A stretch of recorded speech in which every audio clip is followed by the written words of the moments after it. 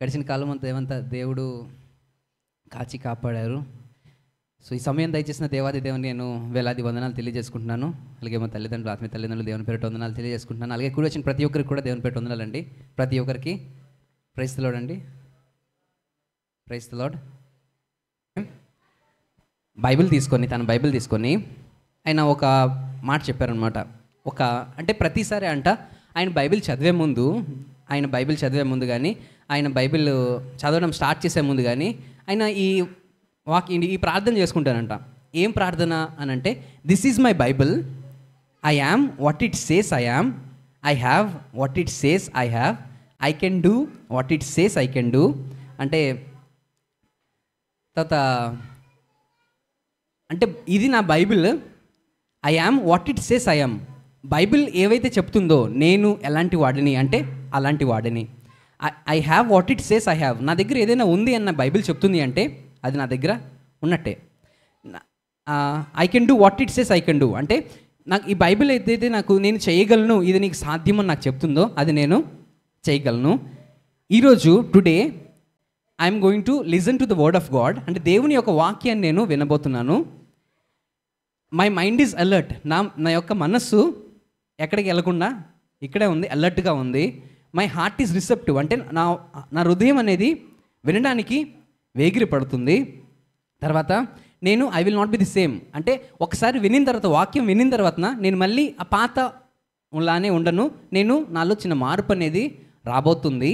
తర్వాత ఆమేన్ అని అంటారు. సో ఇప్పుడు నేను చెప్పాను కదా, మీరు చెప్పండి. ఇంగ్లీష్లో కదా, తెలుగులో చెప్పండి. బట్ మీకేమంతుంది చెప్పండి.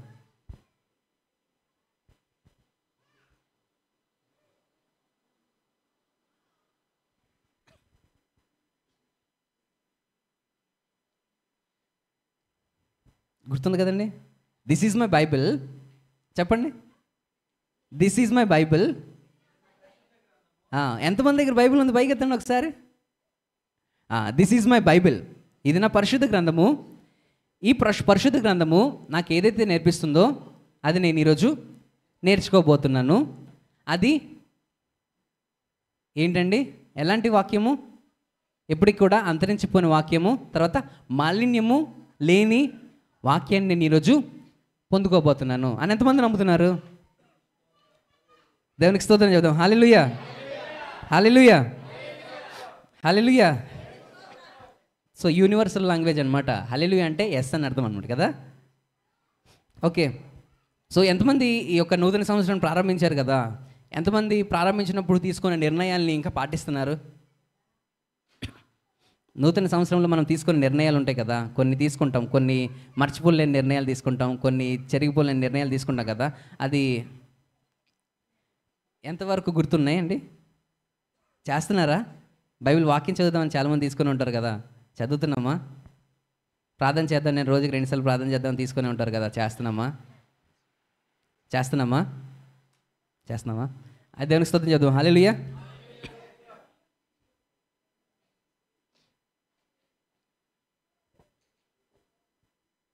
ఇక్కడికి వచ్చిన తర్వాత వాటర్ తాగాను కదా, మళ్ళీ ఈ వాటర్ పడ్డానికి టైం పట్టింది. కానీ దేవుని కృపను బట్టి దేవుడు తన కాపుదల కాచి కాపాడారు. ఈరోజు మనం ఒక మనిషి గురించి, ఒక వ్యక్తి గురించి కొన్ని విషయాలు నేర్చుకుందాం అనమాట. అంటే ఆ జీవితం నుంచి మనము ఏమి పొందుకోవచ్చు, మనము ఎలా మార్చవచ్చు, మన జీవితాన్ని మనం ఎలా మార్చుకోవచ్చు అనేది మనము చూద్దాం. ఆ వ్యక్తి తన జీవితంలోని అంటే కొన్ని స్టార్టింగ్ అనేది బ్యాడ్గా ఉన్నప్పటికీ తన ఎండింగ్ అనేది గుడ్గా మార్చుకున్నాడు. గుర్తుపెట్టుకోండి, తన స్టార్టింగ్ అనేది బ్యాడ్గా ఉన్నప్పటికీ, తన స్టార్టింగ్ అనేది చాలా బాధల కష్టాలతో స్టార్ట్ అయినప్పటికీ, తన ఎండింగ్ వచ్చేటప్పటికి అది ఎలా మారిందంటే వెరీ గుడ్గా మారింది. ఎవరు అనుకుంటున్నారు మీరు? ఎవరు అనుకుంటున్నారు? చాలామంది ఉన్నారండి బైబిల్లో. ఎవరు అంటే మీరు అంతలా చేస్తున్నారు, చాలామంది ఉన్నారు. స్టార్టింగ్ నుంచి అబ్రహాం గారిని తీసుకోండి. ఆయన రావటం ఎక్కడి నుంచి వచ్చారు? జెంటైల్స్ నుంచి వచ్చారు. అంటే హిందువుల నుంచి వచ్చారు, అన్యుల నుంచి ఆయన క్రైస్తవులకు వచ్చారు. అన్య దేవతలు పూజిస్తున్నప్పుడు ఆయనకి చాలా కష్టాలు, బాధలు ఇవన్నీ చేసుకుంటూ బొమ్మలు చేసుకుంటూ ఆయన ఉండేవారు. కానీ ఆయన తిరిగి దేవుని లోపలికి వచ్చిన తర్వాత ఆయన జీవితం అనేది మారిపోయింది. అవునా? ఆయన ఏమయ్యారు? అన్ని దేవతలతో పూజ చేసినప్పుడు, లేకపోతే అన్ని అన్యులుగా ఉంటున్నప్పుడు ఆయన యొక్క విలువ ఎంత ఉండేది, దేవుళ్ళలోకి వచ్చిన తర్వాత ఆయన విలువ ఎంతగా మారిపోయింది. ఇప్పటికి కూడా ఆయన ఏమని పిలుస్తూ ఉంటాం మనము? విశ్వాసులకు తండ్రి అని పిలుస్తాం. అంటే ఇప్పుడు మనం విశ్వాసులందరికీ ఒక తండ్రిగా ఆయన నిలబడడానికి కారణం ఏంటి అంటే ఆయన దేవునిలోకి రావటం కదా. ఆయన స్టార్టింగ్ అనేది బ్యాడ్గా ఉన్నప్పటికీ ఆయన ఎండింగ్ అనేది ఎలా మారింది? వెరీ గుడ్గా మారింది. అంటే స్టార్టింగ్లో ఆయన దగ్గర ఏ బ్లెస్సింగ్స్ లేకపోయినప్పటికీ, అంటే ఏ ఆశీర్వాదాలు మొదట్లో లేకపోయినప్పటికీ, ఆయన ఎండింగ్కి వచ్చేటప్పటికి ఆయనకి బోల్డన్ని ఏమొచ్చినాయి? ఆశీర్వాదాలు. ఎలాంటి ఆశీర్వాదాలు అంటే ఈ భూ ప్రపంచం మీద ఎవరికి కూడా అలాంటి ఆశీర్వాదాలు దేవుడు ఇచ్చుండరేమో.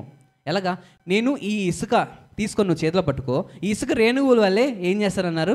నీ సంతానాన్ని అభివృద్ధి పరుస్తాను, విస్తరింపజేస్తానని చెప్పారు. అలాంటి ఆశీర్వాదం ఎవరికైనా దొరుకుతుందా చెప్పండి? అంటే ఇంతమంది ప్రజలు నిన్ను తండ్రి అని పిలుస్తారు. మనం దేవుణ్ణి పిలుస్తాం, నార్మల్గా దేవుణ్ణి తండ్రి అని పిలుస్తాం. ఇంకొకటి ఆయనకు వచ్చిన ఇంకో పెద్ద బ్లెస్సింగ్ ఏంటో తెలుసా? దేవుణ్ణి ముఖాముఖిగా మాట్లాడే అవకాశం. అలాంటి అవకాశం మనకు దొరికితే మనం తీసుకుంటాం లేదా? తీసుకుంటాం. కానీ ఆయన స్టార్టింగ్లో ఇది ఉండేదా? ఆయన ప్రారంభించినప్పుడు ఉందా? లేదు.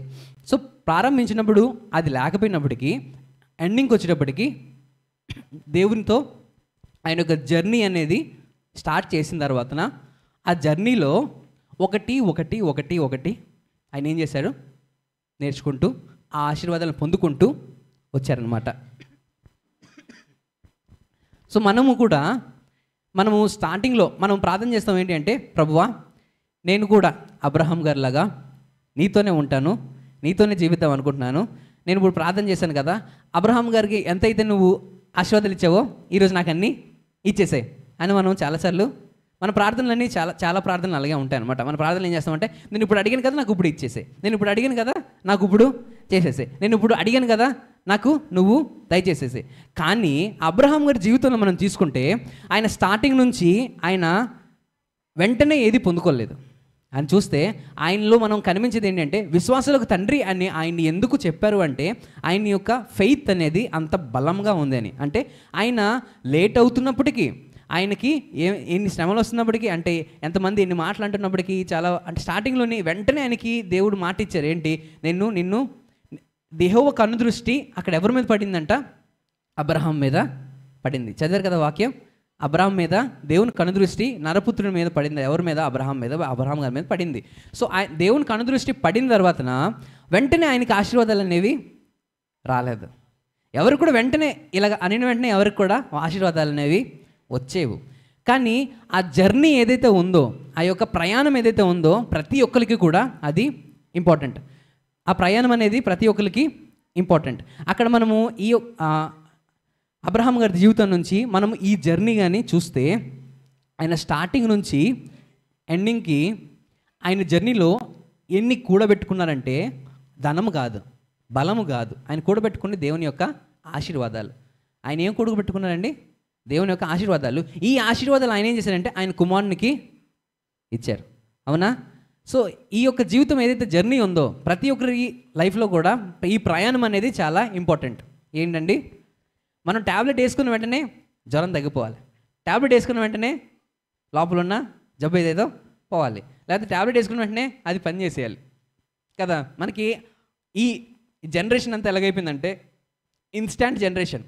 నూడిల్స్ కూడా 2 నిమిషాల్లోనే అయిపోవాలి. మనం ఏదైనా పని చేయాలంటే ఆ టైంలోనే 2 నిమిషాల్లోనే అయిపోవాలి. ఇలాగ ఇన్స్టెంట్గా ఉంటున్నారు కదా. ప్రార్థన చేసేటప్పుడు కూడా ఏం చేస్తున్నారంటే ఆ 2 నిమిషాల్లోనే చేసేస్తున్నాం. మనం 2 నిమిషాల్లో చేసే ప్రార్థనలో ఏం కోరుకుంటున్నాం తెలుసా? మాకు సంవత్సరాలు కావాల్సిన ఆశీర్వాదాలన్నీ కోరుకుంటూ ఉంటాం. ఇలాగ మనం కోరుకుంటున్నట్లయితే మనము దేవునికి ఇష్టంగా ఉంటున్నట్టా అండి? దేవునికి ఇష్టంగా ఉంటున్నట్టా? కాదు. సో మనం దేవునికి ఇష్టంగా ఉంటేనే, అంటే దేవుని కనుదృష్టి మన మీద పడితేనే మనము ఏమవుతాం? ఆశీర్వదింపబడతాం. సో మనం ఆశీర్వాదానికి వెళ్ళాలి అంటే వెంటనే మనం ఆశీర్వాదంలోకి వెళ్ళిపోము. సో అది ఒక జర్నీ. ఆ యొక్క ప్రాసెస్ అంతా మనం ఏం చేయాలంటే దేవుని వైపు చూస్తూ, ఎదురు చూస్తూ, దేవునిలో ఉంటూ వెళ్తేనే ఆశీర్వాదాలు మనము పొందుకుంటాం. సో ఇంకొక వ్యక్తి ఉన్నారు బైబిల్లోనే. ఎవరు? యోసేపు. ఎవరు? యోసేపు. తన స్టార్టింగ్లోని చిన్నప్పటి నుంచి బాగానే ఉన్నది, తండ్రి బాగా చూసుకున్నాడు, తన చిన్న కుమారుడు అంటే తండ్రికి బాగా ఇష్టము. కానీ వాళ్ళ అన్నిళ్ళందరికీ తన తమ్ముడు అంటే అసూయ. ఎందుకు? తండ్రి ఎక్కువ ప్రేమిస్తున్నాడని.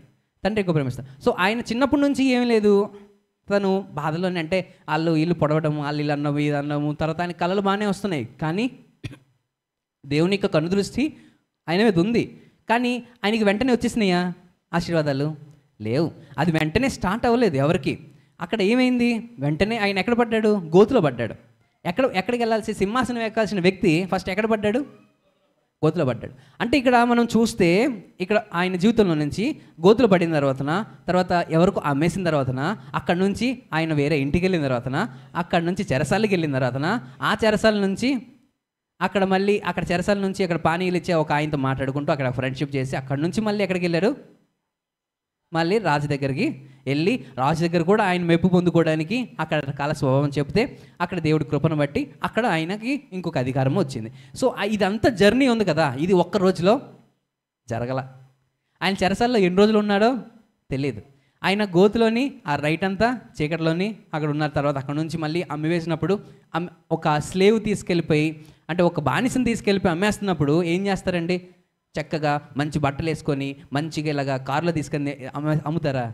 లేదు. తోసి కిందన కొట్టి ఆ చైన్ మెడకి చైన్ కట్టి, చేతులు చైన్ కట్టి, చైన్తో లాగుతూ ఆయన తీసుకుని వెళ్ళి అమ్ముతారు. అంటే ఒక బానిసని ఎలా చూస్తారు అలాగా ఆయన తీసుకుని వెళ్ళి లాగే కిందన పాడేసి మొత్తానికి అమ్మేస్తారు. సో ఈ ప్రాసెస్ ఏదైతే ఉందో, మనం ఈ ఇద్దరు వ్యక్తులు ఉన్నారు కదా, ఈ ఇద్దరు వ్యక్తుల నుంచి మనము రెండు విషయాలు చూసుకోవచ్చు. ఏంటి అంటే, ఒకటి మనకు కావాల్సింది ఏంటో తెలుసా? పేషెన్స్. ఏంటండి? ఓర్పు. ఏం కావాలండి? ఓర్పు. మనకి ఓర్పు లేకపోతే మనం ఏది కూడా సాధించలేం. ఓర్పు అనేది మనకి ఓర్పు సహనం కానీ లేకపోతే మనము దేన్ని కూడా సాధించలేం. మనకి 9 ఆత్మఫలాలు ఉన్నాయి తెలుసండి? ఎన్ని? ఏంటి చెప్పండి? ఒకటి ప్రేమ, సమాధానం, దీర్ఘశాంతం. ఏదండి అది? దీర్ఘశాంతం. మనకు కావాల్సిన ఆత్మఫలం, మనలో ఫలించాల్సిన ఫలం ఏంటో తెలుసా? ఈ దీర్ఘశాంతం. మనలోని లేని ఫలం ఏంటో తెలుసా? ఈ దీర్ఘశాంతమే. మనం ఒక మాట ఎవరైనా అన్నారా, లేకపోతే ఒక మాట ఏదైనా జరిగిందనుకో, మనకు ఎట్లా ఏమో రావాలి? శాంతం, దీర్ఘశాంతం ఉండాలి. మనం ఏం చేయాలి? ఆలోచించి తర్వాత మనము వేయాలి కదా. కానీ మనం ఏం చేస్తాం? వెంటనే నిర్ణయాలు తీసుకుంటాం. వెంటనే తీసుకుంటాం. ఈరోజు నేను ఫోన్ చేయను, ఈరోజు నుంచి నేను తినను, ఈరోజు నుంచి నేను రాను, ఈరోజు నుంచి నేను నీకు కనబడను, ఈరోజు నుంచి నేను నీ కళ్ళకి ముందుకు ఉండను, ఈరోజు నుంచి నేను ఇది చేయను అని చెప్పి వెంటనే దీర్ఘశాంతం. మనం ఆలోచించే 2 సెకండ్లు, ఆలోచించే 10 నిమిషాలు కూడా మనం ఎవరికి ఏమో అది ఎందుకు, ఏమైంది, ఏమైనా ఆలోచించాలి అని మనం 2 ఛాన్స్ అనేది ఏమో. ఈ దీర్ఘశాంతం మనలో ఏం లేదండి, కరువు అయిపోయింది. ఏమైపోయింది? కరువు అయిపోయింది. సో మనకు కావాల్సింది ఏంటో తెలుసండి? ఈ దీర్ఘశాంతం. వీళ్ళిద్దరి జీవితంలో మనకు కనిపించేది కూడా ఏంటో తెలుసా? దీర్ఘశాంతం. మనం మొట్టమొదటి ఎవరిలో చూస్తాం తెలుసా ఈ దీర్ఘశాంతము? అబ్రహాం గారి జీవితంలో. ఆయన ఎవరి గురించి దీర్ఘశాంతంగా వెయిట్ చేశారు అంటే, దీర్ఘశాంతం అంటే కొంచెంసేపు శాంతం కాదనమాట, కంటిన్యూస్ ఫెయిత్, అంటే కంటిన్యూస్ హోప్ అనమాట. Continuous hope. మనకి హోప్ అనేది ఒక 2 నిమిషము, 2 నిమిషాలు, 3 నిమిషాలు ఉంటే సరిపోదు. దీర్ఘశాంతం అంటే దీర్ఘకాలము ఉండే ఆ శాంతి తత్వం అది మనకి ఉండాలి. అబ్రహాము తన కుమారుడు కోసము ఎన్ని సంవత్సరాలు వెయిట్ చేశారు? వెయిట్ చేసిన తర్వాతన వెంటనే, అంటే వెయిట్ చేసినప్పటికీ కూడా ఆయనలో డౌట్ అనేది వచ్చిందా? రాలే. సారాయి జీవితంలో వచ్చిందేమో కానీ ఆయనకి ఏం రాలేదు, డౌట్ రాలే. ఆయన వెయిట్ చేస్తున్నారు. ఎప్పటి వరకు వెయిట్ చేస్తారు? దేవుడు ఇచ్చేంతవరకు నేను వెయిట్ చేస్తాను అన్న నమ్మకంలో ఆయన ఉన్నాడు. దేవుడు ఇచ్చేంత వరకు వెయిట్ చేస్తారు. దేవుడు ఇచ్చేంత వరకు నేను వెయిట్ చేయకుండా దేవుడిని శోధించే రకంగా నేను ఉండను ఆయన నిర్ణయం ఆయన తీసుకున్నారు అని నాకు అనిపించింది. ఏంటో తెలుసా? అంటే దేవా నువ్వు ఇస్తానన్నావు, ఎందుకు ఇంకా ఇవ్వట్లేదు?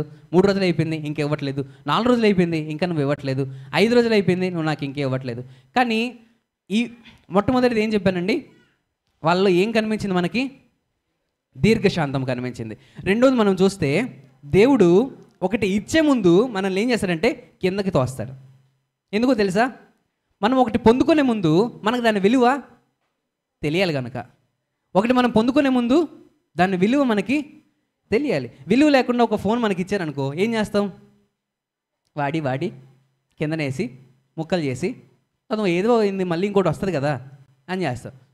అదే రూపాయి కూడబెట్టి స్టార్టింగ్ నుంచి రూపాయి పెట్టుకొని ఒక ఫోన్ కొనుక్కున్నాను అనుకో, దాన్ని ఏం చేస్తారు? రోజు భద్రంగా దాచుకొని లాస్ట్కి అయినా కూడా మళ్ళీ ఏం చేస్తారు? దాన్ని ర్యాపర్లో పెట్టి, బీరువాలో పెట్టి, సంచిలో పెట్టి, కవర్లో దాచి, లేకపోతే మళ్ళీ చర్చకు వస్తే ఎక్కడ పోతుందని చెప్పి ఇంట్లో దాచి చాలా జాగ్రత్తగా దాచుకుంటాం కదా.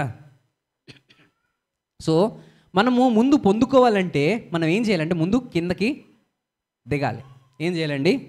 కిందకి దిగాలి. అబ్రహాముని కిందకి దిగిపోయారు ఆయన. తర్వాత దేవుడు ఆయన్ని ఏం చేశారు? లేవనెత్తారు. మన జీవితంలో కూడా వాళ్ళిద్దరి జీవితాల నుంచి చాలామంది జీవితాలు మనం చూస్తాం. మోషే తీసుకోండి. ఇంకా మోషే బిగినింగ్లోని దేవుడు తెలిసిన వ్యక్తా? లేదు. ఆయన స్టార్టింగ్లో దేవుడు తెలుసు ఆయనకి? తెలియదు. ఆయనకి ఎప్పుడు తెలిసింది ఆయన హీబ్రూడని? ఒక వయసు వచ్చిన తర్వాతన, ఒక యవ్వన ఏజ్ వచ్చినప్పటికీ ఆయనకి తెలిసింది ఏంటంటే ఈయన హీబ్రూ, ఈయన ఫెరో కుమారుడు కాదు. తర్వాత ఇవన్నీ ఆయనకి తెలిసి వచ్చిన తర్వాత ఏం చేశాడు? ఆయన అక్కడికి వెళ్ళి ఏం చేశాడు? 40 సంవత్సరాలు ఎక్కడికి వెళ్ళిపోయాడు? వాండరింగ్లోకి వెళ్ళిపోయారు. అక్కడ నుంచి ఆ ఇశ్రాయేలీయుల్ని తీసుకొస్తానని చెప్పి తర్వాత నిర్ణయం తీసుకొని కొండ కింద దేవుడు మాట్లాడిన తర్వాత ఆయన వచ్చాడు. అక్కడ ప్రయాణం ఏదైతే ఉందో ఇక్కడ కూడా ఆయనలో కూడా మనకు కనిపించేది ఏంటో తెలుసా? దీర్ఘశాంతం. ఏం కనిపిస్తుందండి? బైబిల్లోని వాళ్ళ బిగినింగ్ బాగా లేకపోయినా వాళ్ళ ఎండింగ్ అనేది సూపర్ గుడ్గా మారడానికి, వాళ్ళ ఆశీర్వాదాలు పొందుకోవడానికి మొట్టమొదటి కారణం మనం అందరి జీవితంలోని గమనిస్తే కనిపించేది ఏంటో తెలుసా? దీర్ఘశాంతం. అది మనకి కూడా కావాలి. ఆ దీర్ఘశాంతంతో మనం వెయిట్ చేయగలిగే తత్వం మనలో ఉండాలి. ఉంటేనే మనము కూడా ఏం చేయగలుగుతాం? దేవునిలోని ఎదగలుగుతాం. సో మనము ఆశీర్వాదాలు పొందుకోవాలి అంటే మనం ఏం చేయాలి? రోజు ఏం చేయాలి? ప్రార్థన చేయాలి. దేవుని అడగాలి. దేవా నువ్వు ఇచ్చేంతవరకు నేను ఎదురు చూస్తూ ఉంటాను, నువ్వు ఇది ఇచ్చేంతవరకు నేను ఎదురు చూస్తూ ఉంటాను.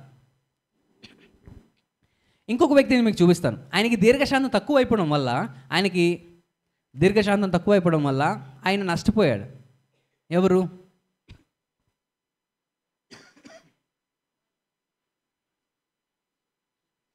అనుకుంటున్నారు?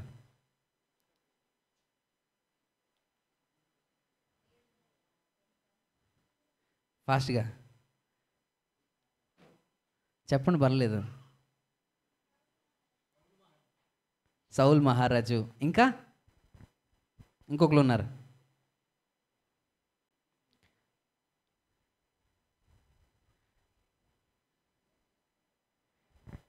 చెప్పండి, ఫాస్ట్గా చెప్పండి, లేట్ అవుతుంది.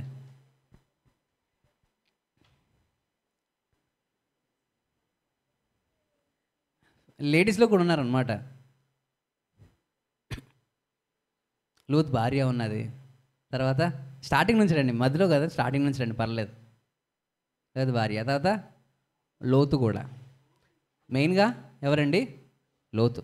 ఆయన ఏం చేశారంటే దేవుడు ఇస్తానని చెప్పినప్పటికీ ఆయన ఉండి ఉండి ఉండి మెల్లిగా అటు వెళ్ళి ఆయన ఏం చేశారు? మత్తుకి బానిస అయిపోయారు. మత్తుకు బానిస అయిపోయి తాను చేయకూడనిది అక్కడ చేసేసి దేవుడు ఇవ్వాల్సిన ఆశీర్వాదాన్ని ఆయన కోల్పోయాడు. ఆయన ఏం చేసేసారు అంటే అది మత్తు ఎక్కువైపోయిన తర్వాత ఆయన ఏం చేస్తారు? కొన్ని తప్పుడు పనులు చేస్తూ ఉంటారు. సో ఆయన ఏం చేశాడు? వాళ్ళ కుమారులు వాళ్ళ పిల్లల ముందే వాళ్ళు దిగంబరుగా ఉండిపోయి ఇదంతా తనకు తాను ఏం చేసుకున్నాడంటే నీచ స్థితికి ఆయన దిగజారిపోయాడు. సో ఎందుకు దిగజారిపోయాడు అంటే ఆయనలో లేనిది ఏంటి అంటే దేవుడు ఖచ్చితంగా నన్ను చూస్తాడు, అంటే నా దగ్గర చాలా కోల్పోయిన, సర్వం కోల్పోయినా కూడా దేవుడు నన్ను చూస్తాడని ఆయన పట్టించుకోలేకపోవడం వల్ల. సో లోతు భార్యలో ఏం కనిపించిందంటే వాళ్ళిద్దరు హస్బెండ్ అండ్ వైఫ్ గురించి మాట్లాడుతున్నాను. ఎందుకు అంటే వాళ్ళిద్దరిలోని ఫస్ట్ వైఫ్లో తగ్గిపోయిన తర్వాత హస్బెండ్లో కూడా అది తగ్గిపోయింది. ఎందుకు? ఆ దీర్ఘశాంతం తగ్గిపోవడం వల్ల ఏమైంది అంటే ఆమె ఏమైపోయింది? ఉప్పు స్తంభంగా మారిపోయింది. తర్వాత సౌలు గారి జీవితంకి వచ్చినందుకు అక్కడ ఆయనలోకి ఏమొచ్చింది? అసూయ, కుట్ర ఇలాంటిది వచ్చిన తర్వాత ఆయన ఏం చేశాడు? దేవుని మీద నమ్మకాన్ని తగ్గించేసుకొని ఆయన పతనానికి వెళ్ళిపోయాడు. ఇప్పుడు ఆయన జీవితం నుంచి మనకి ఏం కనిపిస్తుంది అంటే ఆయన స్టార్టింగ్ బాగున్నా, దేవుడు ఎన్నుకున్నా, ఆయన ఎండింగ్ ఏమైపోయింది? తనకి తానే పొడుచుకొని చచ్చిపోయే స్టేజ్కి ఆయన దిగజారిపోయాడు. సో మనం స్టార్టింగ్ అనేది ఈ సంవత్సరం నుంచి నేను మాట్లాడుకుంటే ఈ సంవత్సరంలోని మనము మొదలుపెట్టే పని జనవరిలో మొదలుపెట్టామనుకోండి. స్టార్టింగ్లో బాగానే ఉంది, ఫిబ్రవరి అయిపోయింది, మార్చికి వచ్చాం, తర్వాత ఏప్రిల్, మే, జూన్, ఈ కళ్ళు మూసుకొని తెరిచే లోపల అయిపోద్ది అనుకోండి. తర్వాత ఎండింగ్ వచ్చేటప్పటికి మళ్ళీ తిరిగి ఎక్కడికి వస్తాం? డిసెంబర్కి వచ్చేటప్పటికి మళ్ళీ దేవా నేను తప్పు చేశాను, అది అంతా నేను మళ్ళీ మార్చుకుంటాను, నేను మళ్ళీ ఈ సంవత్సరం నుంచి మళ్ళీ మొదలు పెడతాను, ఈ సంవత్సరం నుంచి నేను మళ్ళీ బైబిల్ చదువుతాను, ఈ సంవత్సరం నుంచి నేను మళ్ళీ చేస్తాను అని చెప్పి మనము మళ్ళీ తిరిగి దానికే వస్తాం. ఒక లోకంలో ఉన్న వాటికి బానిసత్వంలోకి ఆయన అంటే దాని యొక్క దురాశ ఏం చేస్తుందంటే లోకంలోకి లాగిన తర్వాత దురాశ గర్భం ధరించి పాపము కనగా పాపము పరిభక్తమై ఏం చేస్తుంది, మరణాన్ని కంటుంది. సో ఆయన ఏం చేశారంటే ఈ ఆశలు వచ్చి లోకాశలు పడిన తర్వాత మెల్లిగా నాన్న దగ్గర నుంచి బయటకు వెళ్ళిపోయిన తర్వాత ఆయన స్టార్టింగ్ బాగుంది, ఇప్పుడు ఎండింగ్ ఏమైపోతుందండి, చెడిపోతుంది. అంటే ఇప్పుడు ఆయన పతనానికి దగ్గరికి వెళ్ళిపోతున్నప్పుడు ఆయనకి అక్కడ బైబిల్లో వాక్యం చదివితే ఏముంటుందంటే ఆయనకి బుద్ధి వచ్చినప్పుడు, చదువుదాం ఒకసారి ఆ వాక్యం.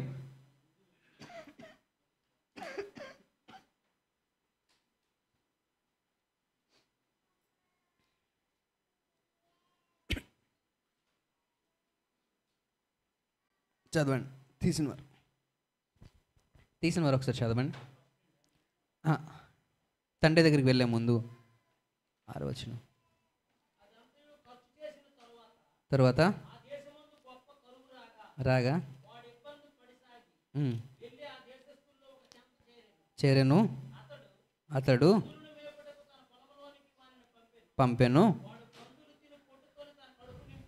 నింపుకొని కానీ ఆయనకి ఏది కూడా ఇవ్వలేదు. అయితే బుద్ధి వచ్చినప్పుడు, ఇప్పుడు ఆయనకి ఏం వచ్చిందంట, బుద్ధి వచ్చింది. ఎందుకు బుద్ధి వచ్చింది ఆయనకి, ఎందుకు బుద్ధి వచ్చింది? అయ్యో నా స్టార్టింగ్ అనేది నేను ఏదేదో అనుకుని చాలా బాగుంది అనుకుని నేను, సో వీళ్ళ జీవితంలో వాళ్ళ స్టార్టింగ్లో బాగాలేకపోయినా తర్వాత వాళ్ళు మారారు, అంటే తర్వాత వాళ్ళు దేవునిలోకి వచ్చారు, వచ్చిన తర్వాత వాళ్ళు ఆశీర్వదించబడ్డారు, ఓకే. కానీ మనము ముందు నుంచి దేవునిలో ఉన్నవారము ఏం చేస్తామంటే బుద్ధి కోల్పోయిన తర్వాత ఏం చేస్తామండి, బుద్ధి కోల్పోయిన తర్వాత లోకంలోకి వెళ్ళిపోతాం. సో మనకి రావాల్సింది ఏంటో తెలుసా, ఈ బుద్ధి రావాలి. బుద్ధి వస్తే మనకి ఏమొస్తుంది తెలుసా, ఈ 9 ఆత్మఫలాలు మనలోకి వస్తాయి. దానిలో ఒకటి మనకు వచ్చేది ఏంటో తెలుసా, ఈ దీర్ఘశాంతం.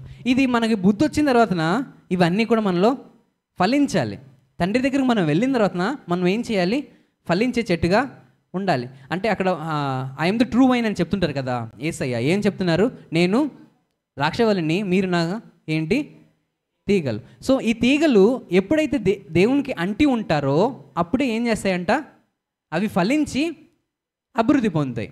మనం అంటి లేకపోతే, ఈరోజు నేను తీసుకున్న అంశం ఏంటంటే అంటి ఉంటే, మన దేవునితో అంటి ఉంటే మన ఎండింగ్ అనేది మంచిగా ఉంటుంది. మనం దేవునితో అంటి లేకపోతే మనము ఎండింగ్ అనేది మంచిగా ఉండదు.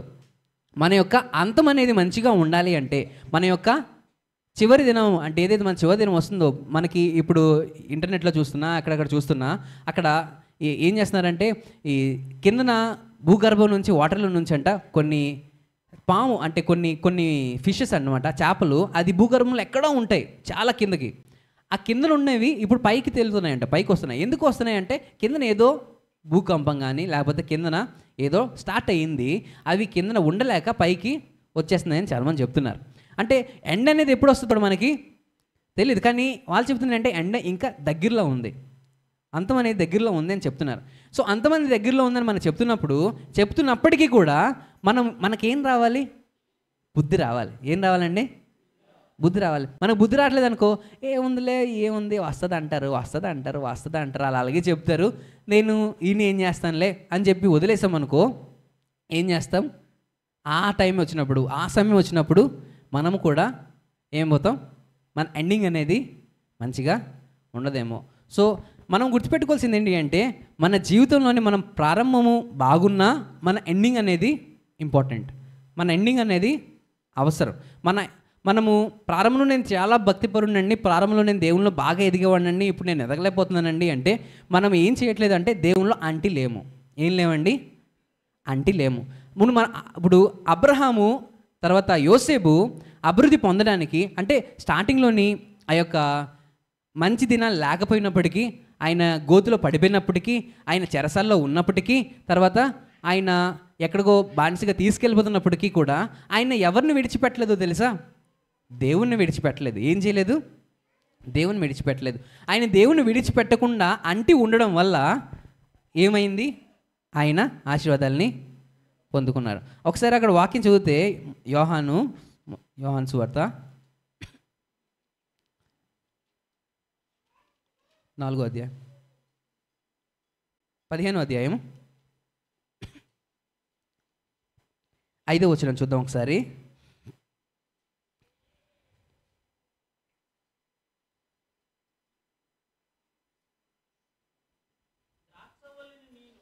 ద్రాక్షవల్లి నేను, తీగలు మీరు.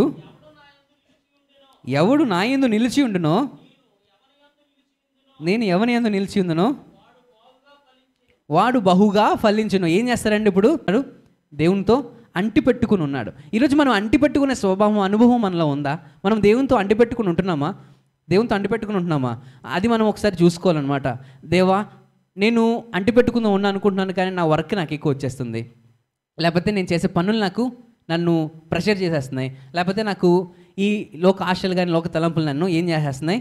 అన్నీ చేస్తున్నాయి. ఇప్పుడు మనం ఎలా ఉన్నామంటే, ఈ విత్తనం ఏదైతే విత్తనము నాటబడింది, కానీ ముండ్లతో పలు ఏం చేస్తున్నాయి? దాన్ని అన్ని చేస్తున్న విత్తనములుగా మనం ఉండిపోతున్నామేమో. అంటే ఈ విత్తనం మనం ఫలించాలని ఆశ ఉన్నా, చిగురు వచ్చినా అది ఏం చేస్తుంది? లోకాశలు మనల్ని ఏం చేస్తున్నాయి?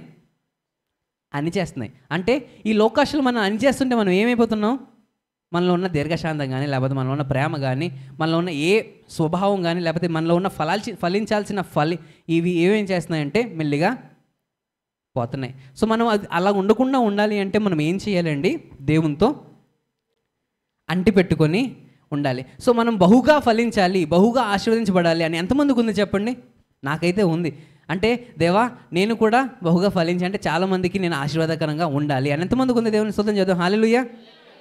ఉంది కదా. ఇప్పుడు మనం ఉంది అన్న వాళ్ళు ఏం చేయాలి? ఇప్పుడు మనము దేవునితో అంటిపెట్టుకొని ఉండాలి. మనం దేవునితో అంటిపెట్టుకుని ఉంటే మనకి ఏమొస్తుందంటే మనం బహుగా ఆశీర్వదించబడతాం, బహుగా ఫలించబడతాం. సో మనం ఫలించాలి అంటే, మనం బహుగా ఫలించాలి అంటే మన దృష్టి అనేది అటు, మన దృష్టి ఇటు, మన దృష్టి ఏలపైన, మన దృష్టి ఆలపైన, మన దృష్టి ఉంచామనుకోండి, అంటే ఈ తీగ ఏదైతే తీగ అంటిపెట్టి ఉందో ఈ తీగని వేరే తీగని చూస్తని దేవునిలో ఉండవు.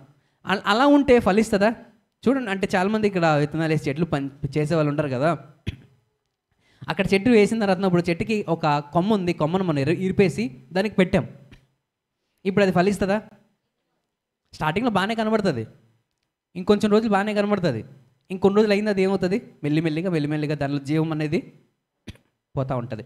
మన జీవితంలో కూడా అలాగే అయిపోతున్నాయి. ఏమవుతున్నాయి అంటే, ఎప్పుడైతే మనం దేవుని నుంచి బయటకు వచ్చేస్తామో స్టార్టింగ్లో మనం బాగానే కనబడుతూ ఉంటాం. ఆ 4 రోజులు బాగానే కనబడతాం, 5 రోజులు బాగానే కనబడతాం. మెల్లిమెల్లిగా ఏమవుతుంది అంటే మనలో ఉన్న జీవం మొత్తం పోతుంది. పోయిన తర్వాత మనం ఫలిస్తామా? అప్పుడు మనం కోరుకుంటాం ఏంటి? అయ్యో, నేను ఫలించుంటే ఈ పాటికి దేవునితో సహవాసం చేసేటోండి కదా, ఈరోజు నేను ఫలించుంటే దేవుడు రాకడ వచ్చినప్పుడు నేను ఎత్తబడేవాడిని కదా అని అనుకున్న ఏం లాభం లేదు. సో మనం గుర్తుపెట్టుకోవాల్సింది ఏంటండి? అంటి ఉంటేనే మనము అభివృద్ధి పొందుతాం. మొట్టమొదటి మనకు కావాల్సింది ఏంటి? దీర్ఘశాంతం ఉండాలి. ఏముండాలి? దీర్ఘశాంతం ఉండాలి. రెండోది మనం వాళ్ళ జీవితంలో చూసింది ఏంటి? వాళ్ళు పడ్డారు, అంటే తను ఏం చేసుకున్నారు? కిందకి వచ్చారు. ఎక్కడికి వచ్చారు? నేను పైనే ఉంటాను, నాకు అన్నీ ఇచ్చేయంటే కుదరదు. ఏం కాదండి, కుదరదు. అంటే నేను ఈ లెవెల్లోనే ఉంటాను, నేను లెవెల్ అయితే కింద దిగనండి, ఈ లెవెల్లోనే నేను ఈ లెవెలే మెయింటైన్ చేస్తాను. ఈ లెవెల్ కిందకి దిగితే నా పరువు పోతుంది, ఈ లెవెల్ నేను కిందకి దిగను. ఈ లెవెల్ నేను మెయింటైన్ చేయాలని అనుకున్న ప్రతి ఒక్కరికి కూడా ఏమవుతుంది? వాళ్ళ ఆశీర్వాదాలని పొందుకోలేదు. ఇప్పుడు అబ్రహాం తన లెవెల్లో నా పక్కన ఒకటి వచ్చినా, నా పక్కన ఒకళ్ళు వస్తే అదేమవుతుంది? దానికి విలువ వస్తుంది. సో అక్కడ ఈ సున్నాని విలువ చేసే ముందు మనం ఏమవ్వాలి? మనము సున్నాని చేసుకోవాలి. అంటే మనం సున్నాగానం చేసుకోకపోతే మనం ఏమవ్వం? దేవునిలో ఎదగలేం. అంటే సున్నా చేసుకోవడం అంటే ఇలా సున్నా రాసుకొని, లేకపోతే వెనకథలు బీప్ వెనకథలు ఇంత సున్నా రాసుకొని నేను సున్నా అని చెప్పడానికి కాదు. ఏంటండి సున్నా అంటే? మనల్ని మనం ఏం చేసుకోవాలండి? తగ్గించుకోవాలి. తనను తాను తగ్గించుకున్న వారు ఏం చేస్తారంటే దేవుడు హెచ్చిస్తారు. అక్కడ దేవుడు ఒక ఉపమానం చెప్తున్నారు. ఏసీ ఒక ఉపమానం చెప్తున్నారు. ఏంటి అంటే, ఒక మంచి పెండ్లి జరుగుతుంది. అక్కడ చాలామంది అతిథులు వచ్చారు. ఇంత లోపల ఎవరికైతే ఇన్విటేషన్ ఇవ్వలేదో ఆయన కూడా వచ్చాడు. ఇప్పుడు వచ్చిన తర్వాత ఆయన ఎక్కడో ముందున కూర్చుని ఉన్నాడు. ఇప్పుడు ముందు నుంచి కూర్చున్న తర్వాత ఈ పెళ్లి ఎవరైతే ఏర్పాటు చేశారో ఆయన వచ్చంట ఆయన చెప్తున్నారు ఏంటి అంటే, అయ్యా నువ్వు ఇక్కడ కూర్చున్నావు కదా, ఇది నీ ప్లేస్ కాదు, నువ్వు ఎక్కడో వెళ్ళి వెనకతలా కూర్చో, ఎందుకంటే ఇక్కడ నేను ఒకరి కోసం రిజర్వ్ చేశాను, సో నువ్వు ఇక్కడికి వెళ్ళి ఇక్కడ కదా అక్కడికి వెళ్ళి కూర్చో అని చెప్పాడు. ఇప్పుడు ఆ వ్యక్తికి ఎలా ఉంటుంది? బాధగా అనిపిస్తుంది కదా. సో అదే వ్యక్తి ఇప్పుడు ఎక్కడో వెనకదలు కూర్చున్నాడు. కానీ ఈ పెళ్లి ఏర్పాటు చేసిన వ్యక్తి ఆయన్ని గుర్తించి ఏం చేశాడంటే, అయ్యా నువ్వు వెనకదలు కూర్చున్నావు ఎందుకు, కొంత ముందుకు రా, ఇక్కడ కూర్చో, నీకోసం ఈ ఏర్పాటు చేశాను అని అంటే ఎలా ఉంటుంది? చాలా సంతోషం అనిపిస్తుంది.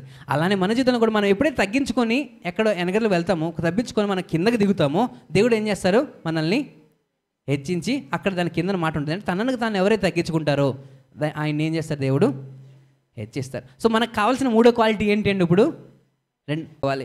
తగ్గించుకుంటే మనము ఏం చేస్తారు? దేవుడు మనకి ఇద్దాము అనుకున్నవి ఇస్తారు. ఇప్పుడు తల్లిదండ్రులు పిల్లలకి ఇప్పుడు గొడవ చేస్తున్న పిల్లలకి నేను నాకు కావాలని చాలా గొడవ చేస్తున్నాను అనుకో, చాలా ర్యాష్గా మాట్లాడుతున్నాను అనుకో, తండ్రికి ఏదో ఇద్దామని ఉంది, చాలా ర్యాష్గా మాట్లాడుతున్నాడు, పట్టించుకోకుండా ర్యాష్గా మాట్లాడుతున్నాడు అనుకో, ఏం చేస్తారు? ఇస్తారా? ఇద్దామనుకుంది ఎవరు? అదే కానీ పిల్లోడు కానీ అక్కడికి ఎక్కడో మూల కూర్చొని సైలెంట్ కూర్చొని మాట్లాడకుండా నాకు ఇష్టం, నాకు ఎవరు నాకు ఏ సైలెంట్గా ఉన్నాను అనుకో, ఏం చేస్తారు? తన మనసు కరిగి ఏం చేస్తారు? పిలిపించిస్తారు. అంటే మనము ఎప్పుడైతే ఆ లెవెల్కి దిగుతామో, దేవుడు మనల్ని ఏం చేస్తారు? ఆ ముందు స్టేజ్కి లేదా ముందు ప్లేస్కి దేవుడు తీసుకువెళ్తారు. సో ఇక్కడ మనం చూస్తే మనము ఈ అంటి ఉండడంలోని అక్కడ మనం చూస్తే యాకోబు రాసిన పత్రిక 4వ అధ్యాయము 7వ వచనంలోని మనము ఒక మాట చదువుదాం.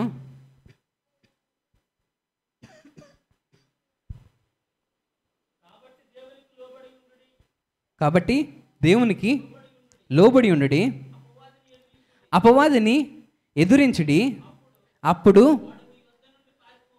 వాడు మీ యుద్ధ నుండి పారిపోవను. సో చాలా సందర్భాల్లో మనం ఏమవుతామంటే, మనం దేవుళ్ళు ఎదగాలని ఉంటుంది, మనం అన్నీ పొందుకోవాలి ఉంటుంది, కానీ మనం ఏమవుతున్నాం అంటే అపవాదిని ఎదిరించలేకపోతున్నాం. ఏం చేస్తున్నాం? అపవాదిని ఎదిరించలేకపోతున్నాం. మనం ఎప్పుడైతే దేవునికి లోబడి ఉంటామో, దేవుళ్ళని అంటిపెట్టి ఉంటామో, మనం అపవాదిని ఎదిరించగలిగే మనకేముంటుంది? ఆ యొక్క కమాండింగ్ పవర్ కానీ లేకపోతే అలాంటి ఆ పవర్ అనే దేవుడు మనకి ఇస్తాడు. సో మనం ఏం చేయాలంటే దేవుళ్ళని అంటిపెట్టి ఉంటేనే ఏం చేయగలం? Be not conform to the patterns of this world అని ఉంటుంది. అంటే ఈ లోక మర్యాదలు మనము పాటించకుండా దేవుని యొక్క ప్రేమలో, అంటే యేసుక్రీస్తు ద్వారాగా మనం ఏమవ్వాలి? పరీక్షించి తెలుసుకున్నట్లు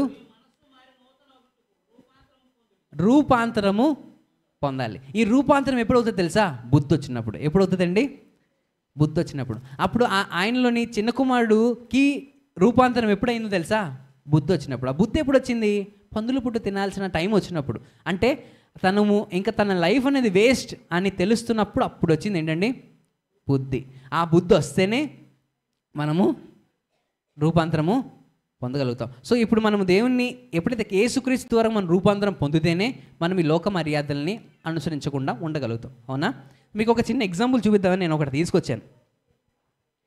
ఇది చూపించి నేను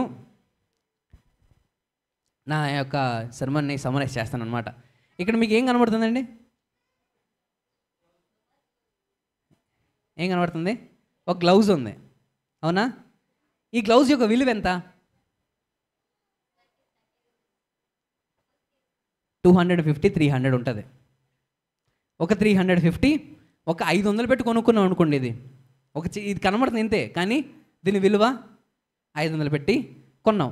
ఇప్పుడు ఈ విలువ దీనికి వచ్చింది కదా, ఇప్పుడు నేను దీన్ని ఇక్కడ పెట్టాను, అదేమైనా పనికొస్తుందా? విలువ వస్తుంది. ఇప్పుడు మనము దేవునిలో అంటి పెట్టి లేకపోతే మనకేం లేదు? విలువ లేదు. మనం ఉన్నాం సంఘంలోనే, మనం ఉన్నాం చర్చిలోనే, మనం ఉన్నాం ఇక్కడే, కానీ చూడడానికి మాత్రమే, దేనికి పనికి రాకుండా ఉండిపోతున్నాం. నా లైఫ్ ఇప్పుడు ఉంది. ఇప్పుడు మనము దేవునిలోనే అంటిపెట్టి లేకపోతే ఏంటి? దీనికి ఏమైనా విలువ ఉంటుందా? నేను 500 పెట్టి కొన్నానండి అని చెప్తాను నలుగురికి, 500 పెట్టి కొన్నానండి అని అంటే, అయితే నాకేంటి? ఎవరైనా అదే అంటారు కదా.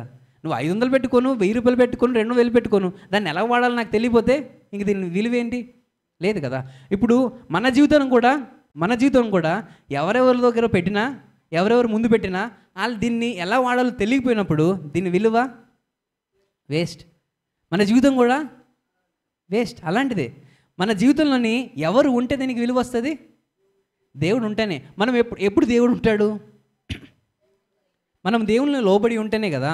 అంటే మనం దేవునికి ఎప్పుడైతే మనము దేవా నా యొక్క దేహాన్ని నువ్వే నీ చేతిలో పెడుతున్నాను, నువ్వు దీన్ని ఉపయోగపడే రకంగా వాడుకో. అబ్రహాం గారు చేసింది ఏంటో తెలుసా? దేవుని చేతిలో తనని పెట్టేశారు. అక్కడ యోసేపు చేసింది ఏంటి? దేవుని చేతిలో పెట్టేశారు. తర్వాత సౌలు మహారాజు సౌలు తర్షీదంతో సౌలు ఎవరు పౌలుగా మారిన సౌలు తను ఏం చేశారు? దేవుని చేతికి అప్పగించేసుకున్నారు. తర్వాత ఇంకెవరున్నారు? మోషే. తను ఏం చేశాడు? తెచ్చింది. ఆయనకి ఎలాంటి బుద్ధి వచ్చిందో తెలుసా? అయ్యో నేను తండ్రి దగ్గర ఉన్నప్పుడు ఎలా ఉండేటోడిని? రాజులాగా బ్రతికేటోడిని. నేను తండ్రి దగ్గర ఉన్నప్పుడు నేను ఎలా ఉండేటోడిని? నాకు ఒక విలువ ఉండేది. నా కింద ఎంతమంది ఉండేవాళ్ళు? చాలామంది పని చేసేవాళ్ళు. ఇప్పుడు నేను తండ్రి దగ్గర నుంచి విడిపోయి ఎక్కడో లోకంలోకి వచ్చేసాను. ఇప్పుడు నాకేం లేదు, బలం లేదు, గుర్తింపు లేదు, నన్ను ఎవరు పట్టించుకోవట్లేదు. ఎక్కడ పడేశారు? ఇప్పుడు ఆ కిందను కూడా పడేశారు. అంటే నన్ను ఏం చేశాను? ఇప్పుడు ఎలా చూస్తున్నారు? ఇదొక తుడుచుకొని, అంటే తుడడానికి కూడా వీలు పడని ఒక గొడ్డు మొక్కలాగా ఇసిరేస్తారు. కానీ నేను ఇప్పుడు ఏం చేస్తాను? బుద్ధి వచ్చిందో అది ఏం చేశాడు ఆయన? అయ్యో నాకు ఇది, నేను ఇక్కడ ఎక్కడున్నా, నేను ఎక్కడ బయట ఉన్నా, నేను ఎక్కడ ఏ మూలున్నా నాకు విలువ లేదు. నేను నా తండ్రి ఇంటికి ఒకవేళ వెళ్ళి, తండ్రి నిన్ను నీ సేవకుల్లో ఒక్కడికైనా చేర్చుకో అంటే, నేను తండ్రి దగ్గరికి మళ్ళీ వెళ్ళి ఆయన చేతులు నేను వెళ్తే ఏమవుతాను? నేను మళ్ళీ నాకేమొస్తుంది? గుర్తింపు వస్తుంది. మళ్ళీ నాకేమొస్తుంది? మళ్ళీ తండ్రి వెంటనే ఏం చేశారు? తన చేతికి ఉంగరం తొడిగి, తను మంచి బట్టలు వేసి, మంచిగా స్నానం చేయించి, మళ్ళీ కుమారుడు వచ్చాడని ఏం చేశారు? ఒక మంచి పెద్ద విందుని ఏర్పాటు. అంటే దీన్ని ఓవెన్లో వాడాలి అని మాత్రమే ఉంటుంది. సో ఈ ఓవెన్లోని వేడివేడి వస్తువులు ఏమన్నా దీంతో పట్టుకుంటే నాకు దాన్ని ఏం తెలీదు, వేడి తెలీదు. అంటే చేతికి కాలకుండా నన్ను చేతిని కాపాడుతూ ఉంటుంది. ఇది దీన్ని యూజ్ ఏంటో ఎవరికి తెలుసు? నాకు తెలుసు. ఇప్పుడు మీరు ఎవరికి ఇచ్చారు ఏం చేస్తారు? ఒకళ్ళేమో కిందన ఎవరో ఏదో పోషిస్తారని చెప్పి తొడ్డానికి వాడతారు. ఇంకొకరు ఏం చేస్తారు? దాన్ని మిషన్లో సామాన్లు వేసుకోవడానికి వాడుకుంటారు. ఇంకొకరు ఏం చేస్తారు? ఏదో బయట పూజలు తొడపడానికి కూడా వాడేసేలు కూడా ఉంటారు. అంటే మనం ఎవరి చేతి పడితే వాళ్ళ చేతిలోకి మనం ఇచ్చేసాం అనుకో మన జీవితాలని, ఏం చేస్తారు? దాన్ని వేస్ట్గా, యూస్లెస్ చేస్తారు. ఏం చేస్తారండి? యూస్లెస్ చేస్తారు. మనం యూస్ఫుల్గా ఉండాలంటే ఎవరి చేతిలోకి వెళ్ళాలి? దీని యొక్క యజమాని చేతిలోకి వెళ్ళాలి. ఇప్పుడు మన యజమాని ఎవరు? యేసయ్య. సో మనం ఎప్పుడైతే యేసయ్య చేతిలోకి వస్తేనే మనకేమొస్తుందండి? విలువ వస్తుంది. భూమి మీద భూప్రపంచం మీద చాలామంది ఉన్నారు దీనిలో చేతులు పెట్టి దీన్ని వేరే రకంగా వాడే వాళ్ళు ఉంటారు. కానీ మనం ఎప్పుడైతే దేవుని చేతిలోకి వెళ్తామో అప్పుడే మనకేమొస్తుందండి? విలువ వస్తుంది. అందుకనే కీర్తనకారుడు ఆయన దావీదు గారు అక్కడ 37వ అధ్యాయము 5వ వచనంలో ఒక మాట చెప్తుంటారు. ఏంటి అంటే,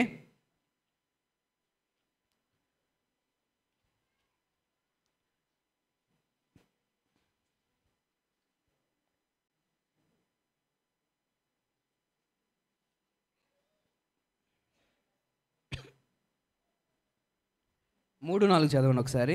3, 4, 5. యెహోవా యందు నమ్మిక ఉంచి మేలు చేయము, అనుసరించుము, సంతోషింపుము. ఆయన నీ హృదయ వాంఛలను తీర్చును. నీ మార్గమును యెహోవాకు అప్పగింపుము. నీవు ఆయనను నమ్ముకొనుము, ఆయన నీ కార్యములు నెరవేర్చును. దేవునికి స్తోత్రం. హల్లెలూయా. చెప్పలు కూడా దేవునికి స్తోత్రం. హల్లెలూయా. సో మనం ఎవరు నమ్ముకోవాలండి? యెహోవాను నమ్ముకోవాలి, దేవుని నమ్ముకోవాలి. దేవుని చేతికి మనం ఎప్పుడైతే ఇచ్చేస్తామో అప్పుడు మన హృదయ వాంఛలు ఏంటి ఉన్నాయి, లేకపోతే దేవుడు మనకి ఏమైతే ఇద్దాం అనుకుంటున్నాడో వాటన్నిటిని దేవుడు మనకి ఏం చేస్తారు? ఖచ్చితంగా ఇస్తారు. కానీ మనం ఏం చేయాలి? దేవుని చేతిలోకి మనల్ని అప్పగించుకోవాలి. సో మనము ఎవరి జీవితం నుంచి ఇవన్నీ చూస్తున్నాము? అబ్రహాం గారి జీవితం నుంచి, తర్వాత మోషే జీవితం నుంచి, తర్వాత యోసేపు గారి జీవితం నుంచి మనం ఇవి చూస్తూ ఉంటాం. ఏంటంటే వాళ్ళు దేవుని చేతికి అప్పగించుకున్న తర్వాతనే దేవుడు వాళ్ళ నడతల్ని సరళం చేసి వాళ్ళని ఒక ఉన్నత స్థానంలో పెట్టారు. సో ఇవి మనం పొందుకున్న తర్వాత మనలో ఉండాల్సిన ఏంటి అంటే దేవునితో అంటి ఉండాలి. తర్వాత మనకి కావాల్సింది ఏంటి? దీర్ఘశాంతం ఉండాలి. తర్వాత మనల్ని మనము తగ్గించుకునే తత్వం ఉండాలి. సో ఇవన్నీ మనం ఎప్పుడైతే చేస్తామో దేవుడు ఖచ్చితంగా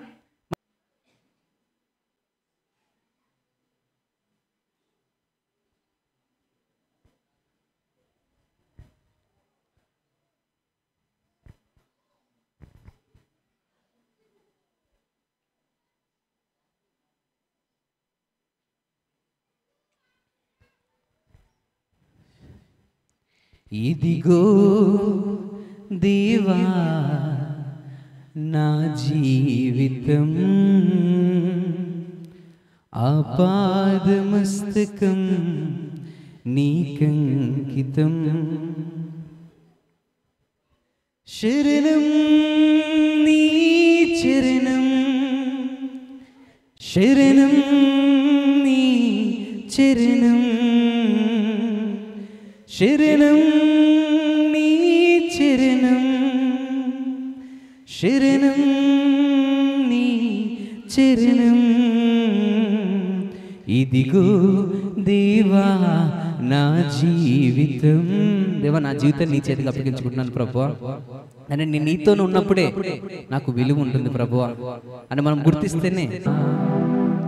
ఇదిగో దేవా నా జీవితం ఆపాదమస్తకం నీకంకితం. ఇదిగో దేవా నా జీవితం. ఎంతమంది చెప్పగలుగుతున్నాం ఈరోజు? ఇదిగో దేవా నా జీవితం ప్రభువా నీ చేతిలో పెడుతున్నాను ప్రభువా. శరణం నీ చరణం శరణం నీ చరణం శరణం నీ చరణం శరణం నీ చరణం ఇదిగో దేవా ఆపాదమస్తకం నీకంకితం. నీ పాదముల చెంతు చేరి నీ చిత్తము నెరుగనేర్పు నీ హృదయ భారమునొసగి పనిచేయ ప్రార్థింపనిమ్ము. నీ పాదముల చెంత చేరి నీ చిత్తము నెరుగనేర్పు నీ హృదయ ప్రభువా నన్నుండనిమ్ము. అందరూ కలిసి ఇదిగో దేవా నా జీవితం ఆపాదమస్తకం నీకంకితం. ఇదిగో దేవా నా జీవితం ఆపాదమస్తకం నీకంకితం. నీ చరణం శరణం నీ చరణం శరణం నీ చరణం శరణం నీ చరణం శరణం నీ చరణం శరణం నీ చరణం ఇదిగో దేవా నా జీవితం ఆపాదమస్తకం నీకంకితం. ఇదిగో దేవా నా జీవితం ఆపాదమస్తకం నీకంకితం. ప్రార్థన చేసుకుందాం. మా యొక్క హృదయంలో ఫలించేలా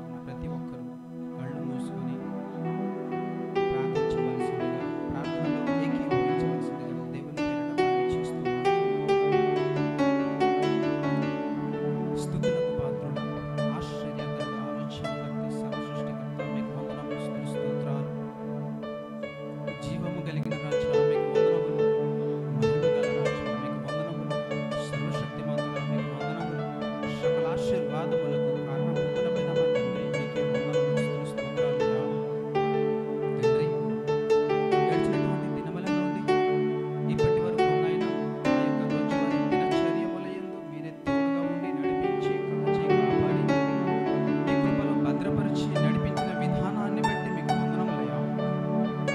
అయ్యా మా మధ్యన తండ్రి ఆత్మీయ తల్లిదండ్రులు లేకపోయినా తన యొక్క కుమారుని ద్వారా ప్రభువా మీ యొక్క అమూల్యమైన మాటలను పలికించి ఉన్నందుకు మీకు వందనములయ్యా.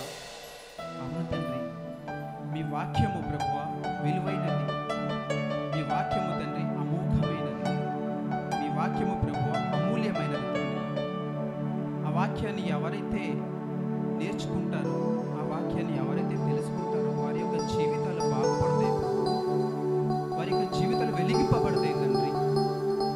అయ్యా ఇదిగో తండ్రి, పరిశుద్ధ గ్రంథంలో తండ్రి కొంతమంది వ్యక్తుల్ని ప్రభువా జ్ఞాపకం చేసి ఉన్న విధానాన్ని బట్టి మీకు వందనములు తండ్రి.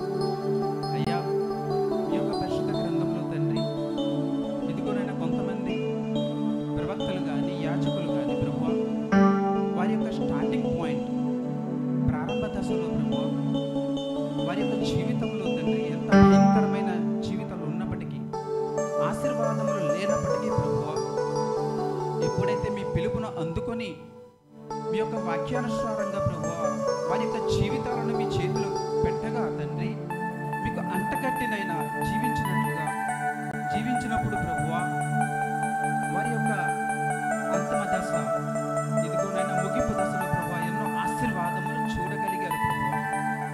ఆ యొక్క అమూల్యమైన మాటలను ప్రభువా తెలియపరిచినందుకు మీకు వందనములు. ఇదిగో తండ్రి, అబ్రహాములేమి, యాకోబునేమి, ఇస్సాకునేమి ఇదిగో ప్రభువా వారి యొక్క జీవితాలలో ప్రభువా మీ యొక్క హస్తములు ప్రభువా పెట్టి ఉన్నగా వారిని ఎంతగానో ఆశీర్వదించారు ప్రభువా. అన్ని విజయాలు ప్రభువా పొందగలిగారు తండ్రి, ఆశీర్వాదములు చూడగలిగారు ప్రభువా. అయ్యా ఇప్పుడునైనా మేము జీవిస్తున్న ఈ యొక్క ప్రపంచంలో ప్రభువా మా యొక్క నిత్య జీవితంలో తండ్రి మేము ఎలాంటి బాధలు, ఎలాంటి కష్టాలు, ఇరుకు ఇబ్బందులు అనుభవిస్తున్నామో అవన్నీ పక్కన పెట్టి మా యొక్క జీవితాలను ప్రభువా మీ యొక్క చేతిలో పెడితేనే తండ్రి మా యొక్క జీవితాలు వెలిగింపబడతాయి ప్రభువా. అయ్యా మీ వాక్యం ద్వారా మమ్మల్ని సరిచేయమని ప్రార్థన చేస్తున్నాం తండ్రి. ఇదిగోనైనా ఇంతటి చక్కటినైనా మాటలు ప్రభువా యవన బిడ్డ ప్రభువా తన యొక్క నోటి నుండి పలికించి మాతో పలికిరించి నాయన మాట్లాడిన విధానాన్ని బట్టి మీకు వందనములు ప్రభువా. ఆ బిడ్డని ప్రభువా బాగా దీవించండి, ఆశీర్వదించండి తండ్రి. ఆత్మీయ తల్లిదండ్రులను దీవించండి, ఆశీర్వదించండి ప్రభువా. వారి కుటుంబాన్ని దీవించండి, ఆశీర్వదించమని ప్రార్థన చేస్తున్నాం, మొరపెడుతున్నాం ప్రభువా. ఇదిగోనైనా డాక్టర్ బాబుని ప్రభువా తన వృత్తి యందు మీరే తోడుగా ఉండి నడిపించండి. మంచి జ్ఞానముతో, తెలివితో నాయన మంచి స్కిల్ కలిగి నాయన నడుచుకున్నటకు, పని చేయుటకు, వృత్తి ధర్మాన్ని పాటించుటకు సహాయం చేయమని ప్రార్థన చేస్తున్నాం ప్రభువా. అయ్యా మా సంఘంలో ప్రతి బిడ్డను కనికరించండి తండ్రి. ఎవరు ఏ బాధల్లో ఉన్నారు, ఎవరు ఏ ఇరుకు ఇబ్బందులు ఉన్నారు వారిని ప్రభువా కనికరించండి. తగిన సమయమందు హెచ్చింప చేయమని ప్రార్థన చేస్తున్నాం ప్రభువా. మా యొక్క జీవితాలను వెలిగింప చేయమని ప్రార్థన చేస్తున్నాం తండ్రి. అయ్యా ఉన్నతమైన స్థాయికి ఎదిగే విధంగా ప్రభువా మీ యొక్క ఆశీర్వాదములు కృపనింప చేయమని ప్రార్థన చేస్తున్నాం తండ్రి. అయ్యా అంత్యకాల దినముల్లో ఉన్నాము. ప్రపంచంలో ప్రభువా ఆయా దేశాల్లో ప్రభువా యుద్ధాలు జరిగిపోతున్నాయి ప్రభువా. మనుషుల మధ్య ప్రేమ చల్లారిపోయింది తండ్రి. అయ్యా మీ మీద విమర్శకులు పెరిగిపోయి ఉన్నారు ప్రభువా. ఇదిగో తండ్రి, కని విని ఎరగని ఎన్నడూ చూడలేని పరిస్థితులను, ప్రకృతి వైపరీత్యాలు చూస్తున్నాము ప్రభువా. అయ్యా అది మీరు రాకడ కొరకు సూచనలుగా అవి కనిపిస్తూ ఉన్నాయి కనుక ఇప్పటికైనా తండ్రి మారు మనస్సు కలిగి మీ యందు భయభక్తులు కలిగి మీరు రాకడ కొరకు నాయన సిద్ధపాటు కలిగి జీవించుటకు సహాయం చేయమని ప్రార్థన చేస్తున్నాం. అయ్యా ఎల్లప్పుడూ తండ్రి మా యొక్క జీవితాలను మీ చేతిలో పెడుతూ నడుచుకున్నటకు సహాయం చేయమని, ఎల్లప్పుడూ మీరే మహిమ ఘనత ప్రభావములు పొందుకోమని, ఈ చిన్న మనవుని పాద సన్నిధిలో చేర్చుకోమని రానేనున్న రక్షకుడైన ప్రభువైన యేసుక్రీస్తు నామములో ఈ ప్రార్థన మనములన్నీ అడిగి వేడుకుంటున్నాను మా పరమ తండ్రి. ఆమేన్.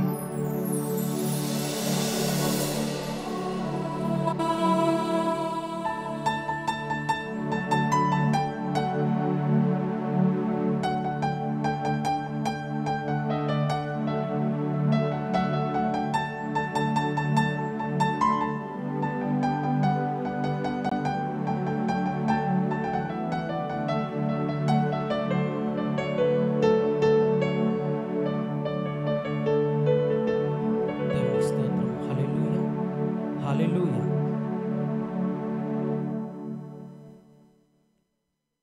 దేవుడు మన మధ్యలో ఉన్నాడని నమ్ముచున్నాం. దేవునికి స్తోత్రం. హల్లెలూయా. ఒక ఉదాహరణకి ఒక సొల్యూషన్ చెప్పి ముగిస్తున్నాను. దేవుడు నమ్ముకుని ఇద్దరు బిడ్డలు ఒక తోవలో వెళ్తుండగా, చిన్నపిల్లలు ఇద్దరమ్మ, ఇద్దరు చిన్నపిల్లలు రండి చూపిస్తాను. దేవునికి స్తోత్రం. హల్లెలూయా, హల్లెలూయా, హల్లెలూయా.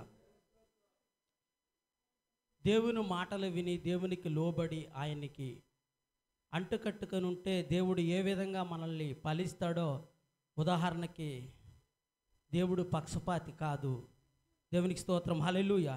నాన్న మీ ఇద్దరు దేవునికి మహిమ కలుగును గాక.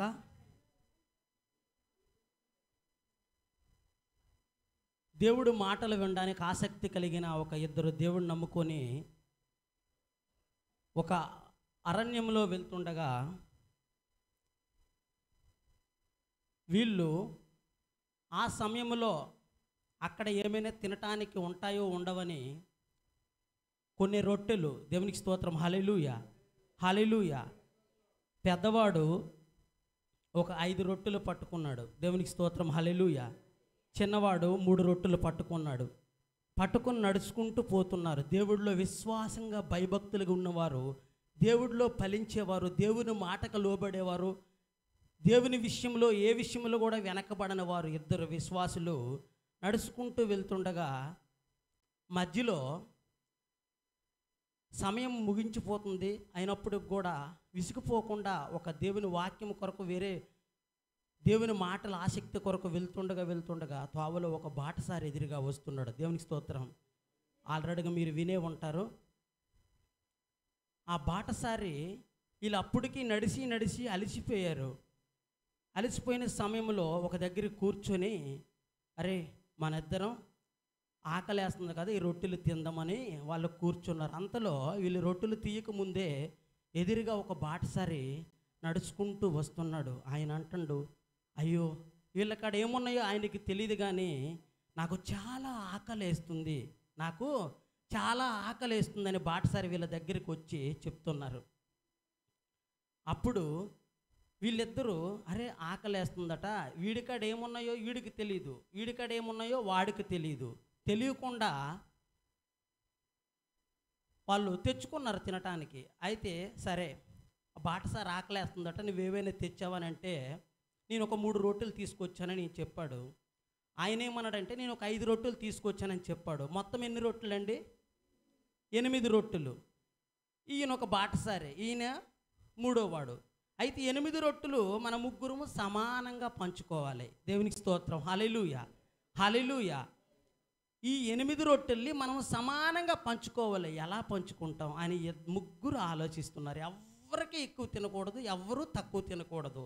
ఆయన మనతో సమానం. ఎందుకంటే మనము దేవుడి మాటకి లోబడే వాళ్ళం, దేవుని మాటను తగ్గించుకునే వాళ్ళం, దేవునికి ఫలించి కొమ్మవలే ఉండేవాళ్ళం కదా. ఎవరు వచ్చిన వాడు దేవుని కుమారుడే అనుకుని ముగ్గురము సమానంగా పంచుకోవాలని ప్రార్థన చేసుకున్నారు. ప్రభువా, ఈ 8 రొట్టెలు అయితే ఉన్నాయ్యా, మేము ముగ్గురము సమానంగా పంచుకోవాలి, మాకేమీ తోసట్లేదు అనేసి ప్రార్థన చేసుకున్నారు. సరే, దేవుడు ఒక ఆలోచన ఇచ్చాడు.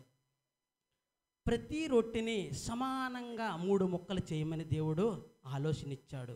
8 రొట్టెలు 8 × 3 8 అంటే 24 ముక్కలైనాయి. దేవునికి స్తోత్రం. హల్లెలూయా, హల్లెలూయా.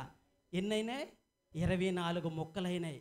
క్లుప్తంగా ముగ్గురు మనిషి 8 ముక్కలు పంచుకున్నారు. సమానంగా వచ్చాయి కదా, మనిషికి 8 ముక్కలు వచ్చాయి. 8 రొట్టెల్ని మూడేసి ముక్కలు చేయగా 24 ముక్కలు రాగా 24 ముక్కల్ని ముగ్గురు కలిపి సమానంగా పంచుకొని తినేశారు. ఆ బాటసారి అన్నాడు, వీళ్ళ మీద చాలా కనికరం వచ్చింది. అయ్యో, మీరు నాకు చాలా మేలు చేశారు. ఎంత డబ్బున్నా ధనమున్నా ఆకలి తీర్చుకోవాలంటే డబ్బు ధనం ఆకలి తీరదండి. దేవునికి స్తోత్రం, హల్లెలూయా. మీరు చాలా మంచివారండి, ఏదో మీరు తినటానికి తెచ్చుకున్నారు, నాకు కూడా సమానంగా పంచారని ఆయన అక్కడ సంభాషణ కొద్దిసేపు జరిగి బాటసారి వీళ్ళ మేలుని మెచ్చుకొని మీరు ఏదైనా మంచి సాహత్యంతో మీరు విన్నవారని ఆయన దేవుణ్ణి పైకి లేపి పొగిడాడనమాట. మీరు ఆయన చెప్పగానే వీళ్ళు సరే అనుకున్నారు. ఆయన సరే నా మార్గంలో నేను వెళ్ళిపోతాను, నాకు సమయం అవుతుంది అనుకున్న బాటసారి వెళ్తుండగా 8 బంగారు నాణేలు ఇచ్చాడు. దేవునికి స్తోత్రం, హల్లెలూయా. చూసారా, వీళ్ళు ఏమాత్రం 8 రొట్టెలే ఇచ్చారు, కానీ వీళ్ళకి ఇంకా రానున్న దినాల్లో గడవడానికి ఆయన నాకాడ ఏమీ లేవు, కానీ ఒక గుడ్డ సంచి తీసి అందులో 8 బంగారు నాణేలు ఇచ్చారు ఇద్దరికి. ఆయన వెళ్ళేటప్పుడు పోతూ ఏమన్నాడో తెలుసా? మీరు సమానంగా పంచుకోవాలి. దేవునికి స్తోత్రం, హల్లెలూయా. ఆయన ఒక మాట అన్నాడండి, 2-3 సార్లు అన్నాడు అదే మాట. అయ్యా, మీరు 8 రొట్టెలు మీరు ఎంత జ్ఞానంతో నాకు ఇచ్చారో ఇవి కూడా ఏమీ కొట్లాడుకోవద్దు, ఎందుకంటే ధనాన్ని చూడగానే మనిషికి ఆశ. దేవునికి స్తోత్రం, హల్లెలూయా. ఒక బంగారాన్ని చూడగానే మనిషి ఆయన ఇంతకు ముందు ఎలా ఉన్నాడో అన్నీ మర్చిపోయి దాని మీద దృష్టి పెట్టి మీరు స్నేహితులు విరోధులుగా అయిపోతారు. అలా కాకుండా మీరు 2 సమానంగా పంచుకోవాలనుకున్నారు. ఓకే, ఆయన వెళ్ళిపోయాడు. అప్పుడు నుండి వీళ్ళకి అసూయ పెరిగిపోయింది. ఇంత స్నేహం ఉన్నోళ్ళు, దేవుడి సన్నిధిలో భయభక్తులుగా ఉన్నోళ్ళు, దేవుడి యందు తగ్గించుకుని ఉన్నవాళ్ళు, దేవుడికి లోబడే ఉన్నవాళ్ళు కూడా ఆశ పెరిగిపోయింది. పెద్దోడు అంటున్నాడు, సమానంగా చెప్పారు కదా, పెద్దోడు అంటున్నాడు, అరే ఆయన ఇది మనకి ఎందుకు ఇచ్చాడు, మనకి ఎందుకు ఇచ్చాడు ఆయన అన్నాడు. వీడన్నాడు, మనము ఆయనకి తినడానికి పెట్టాము కాబట్టి మనకి ఇచ్చాడు అన్నాడు. సరే, నువ్వు కరెక్టే అన్నావు కదా, అయితే నేను ఎన్ని రొట్టెలు తీసుకొచ్చాను? పెద్దోడు ఎన్ని తెచ్చాడండి? 5 రొట్టెలు, చిన్నోడు 3 రొట్టెలు. అయితే వాడు ఏమన్నాడు తెలుసా? ఆయన ఇచ్చినవి ఎన్ని? 8. మనం 8 రొట్టెలు తెచ్చాము, ఆయన 8 నాణేలు ఇచ్చాడు కాబట్టి నేను 5 రొట్టెలు ఇచ్చాను కాబట్టి నాకు 5 నాణేలు కావాలి. దేవునికి స్తోత్రం, హల్లెలూయా. చిన్నోడు ఎన్ని రొట్టెలు ఇచ్చాడు? 3. నాకు 3 కావాలని ఈయన అనడం లేదు. అరే, మోసం చేస్తున్నావు. ఆయన చెప్తూ వెళ్తూ ఒక మాట అన్నాడు, మర్చిపోకురా అన్నాడు. ఏమన్నాడు తెలుసా? ఆయన సమానంగా పంచుకోమన్నాడు తప్ప, కానీ నీకు 5 నాకు 3 అని చెప్పలేదురా. ఆయన ఈయన అంటాడు, కొడతాను, పొడుతాను. ఇంకా అక్కడలో ఇద్దరికి చాలా సేపు ఘర్షణ జరుగుతూనే ఉన్నది. చూడండి, మన మధ్యలో సంపాదన అనేది వచ్చేసరికి మన దేవుని చింతించుచున్నాడు దేవుడు. అయ్యో, ఈ ధనాపేక్ష వచ్చినప్పటికీ నా బిడ్డలు మొత్తం హృదయం మొత్తం మారిపోయిందని అప్పుడు ప్రార్థన చేసుకుంటే అప్పుడు దేవుడు మంచి జ్ఞానం ఇచ్చాడండి. సరే, మీరే అయితే ఎవరైనా తెలిసిన వాళ్ళు అయితే ఈ నాణేలని ఇద్దరిని ఎలా పంచుకుంటే న్యాయం చెప్పండి. మీరే అయితే 4 పంచుకుంటే న్యాయమా? చాలామంది అలాగే అనుకున్నారట, 4 పంచుకుంటే న్యాయమని. కానీ అది న్యాయం కాదు. దేవునికి స్తోత్రం, హల్లెలూయా, హల్లెలూయా. ఏమి న్యాయం కాదంటే, ఆయన ఒకవేళ 5 తీసుకొని ఈయన 3 తీసుకుంటే న్యాయమా? అది న్యాయం కాదు. 4 తీసుకుంటే న్యాయమా? కరెక్ట్ చెప్పండి. న్యాయం అంటే న్యాయం అనుకున్న వాళ్ళు ఎక్కువ మంది ఉంటారు. అదే కదా, బాటసారి పోతుండగా 4 తీసుకోమని చెప్పాడు కదా, అదే న్యాయం అనుకుంటారు. కానీ అది న్యాయం కాదు. అది న్యాయమైతే 5 రొట్టెలు ఇచ్చినోడు బాధపడతాడు కదా. అప్పుడు దేవుడు మంచి జ్ఞానం ఇచ్చాడు. దేవునికి స్తోత్రం, హల్లెలూయా. నువ్వు ఏ పంట, ఏ విత్తనం ఎత్తితే ఆ పంటే కొత్త, అది ఆలోచించుకోవాలా. ఒక క్రైస్తవులు అయిన మనము ఏ కొలతతో కొలుస్తావో నీకు ఆ కొలతే కొలవబడును. దేవుని స్తోత్రం. మన సంఘంలో ఒక ప్రకటన చేశాం, ఒక దానికి డబ్బులు కావాలని. ఉదాహరణ, ప్రియులారా, ఒక మాట చెప్తానేనండి. అయితే నేను అసూయ పడతానా? నేను 2000 ఇచ్చానని దేవుడు అన్నాడు, నువ్వు ఎంత ఇస్తే అంత పంటే కోస్తావు, అంతేగాని నేను 2000 ఇచ్చిన నా 2000 పంట 100 ఇచ్చినోడికి పంట కోస్తాడా? చెప్పండి, పంట కోస్తాడా? కొయ్యడు కదా. మరి 5 రొట్టెలు ఇచ్చినోడికి 4 నాణేలు ఇస్తప్పుడు ఆయనకి దేవుడు అది సమానంగా పంచినట్ట?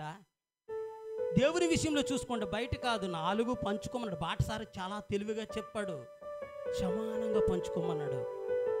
అది అన్యాయం కదా. అందుకే అప్పుడు దేవుడు మంచి జ్ఞానం ఇచ్చాడు. దేవుడు ఎందుకు అంటాడు, నువ్వు ఏ కొలతతో కొలుతా పంటే కోస్తావు.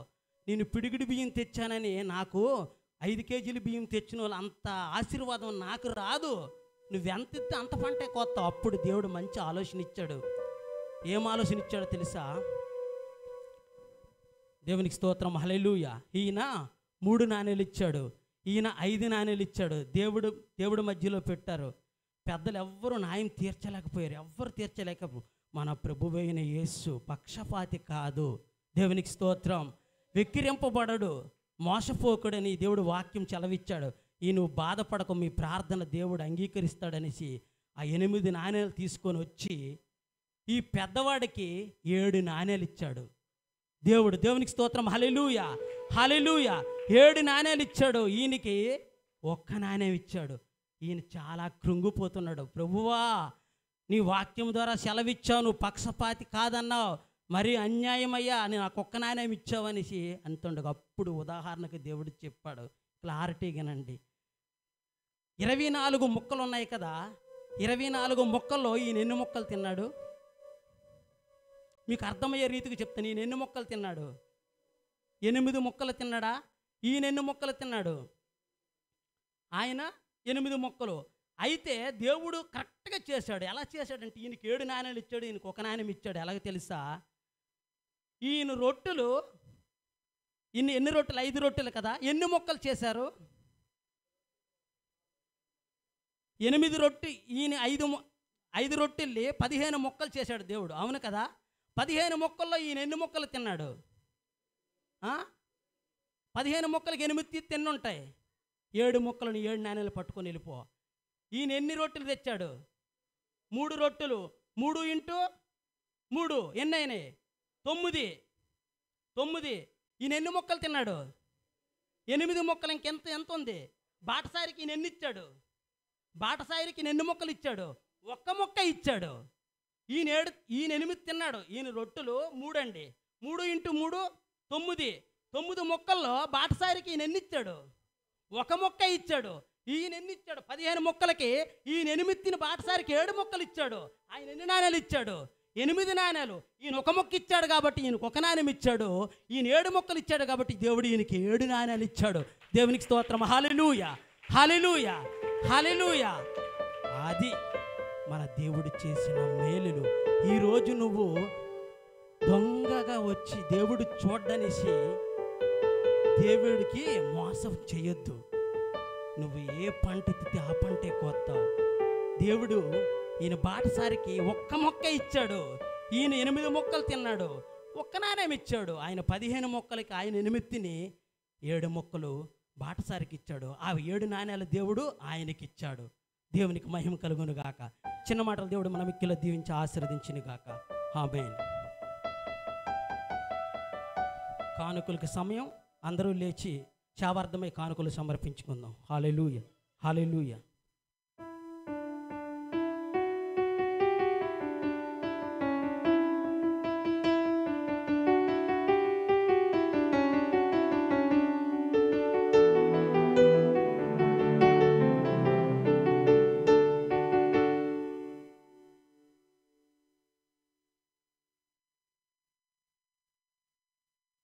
అందరు లేచినట్లయితే దేవుని సమర్థమై కానుకలు సమర్పించుకుందాం.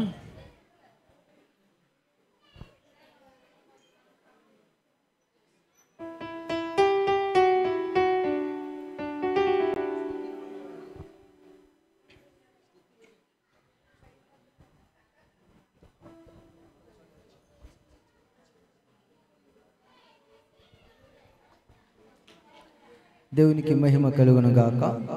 దేవునికి స్తోత్రం.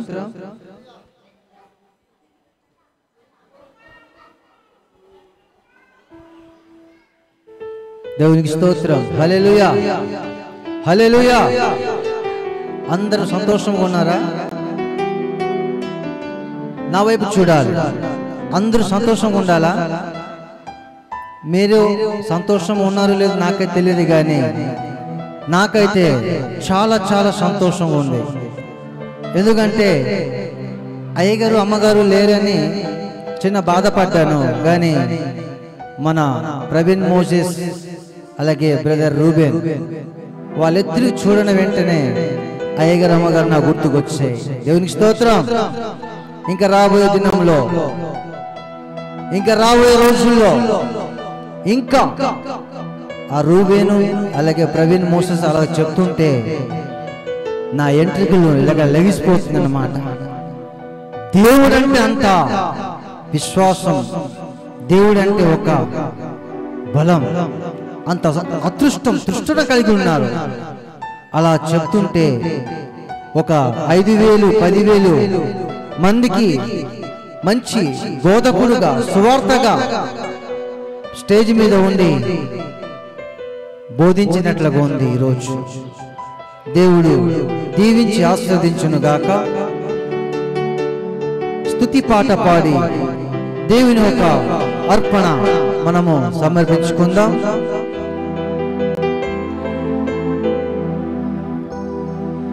నీ వాక్య ధ్యానమే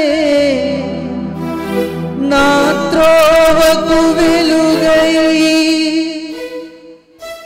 నన్ను నిల్పెను నీ సన్నిధిలో నీ సంఘములో.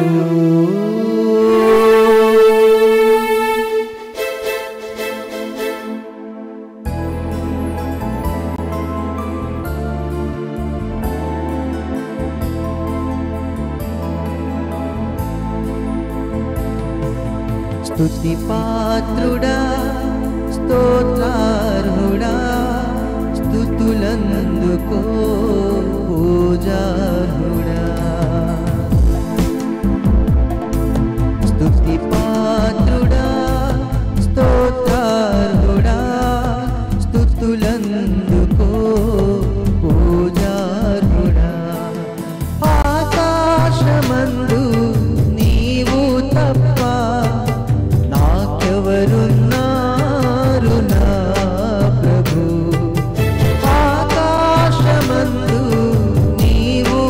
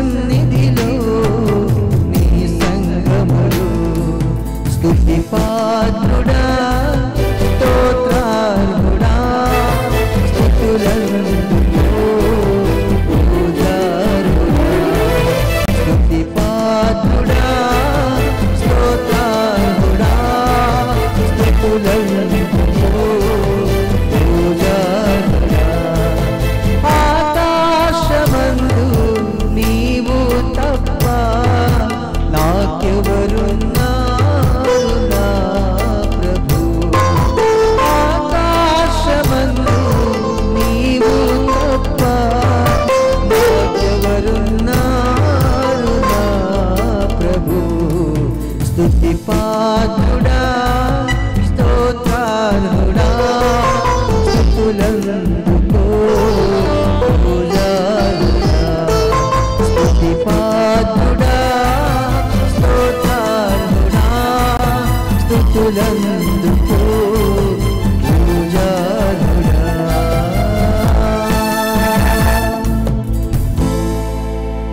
దేవునికి మహిమ కలుగునుగాక.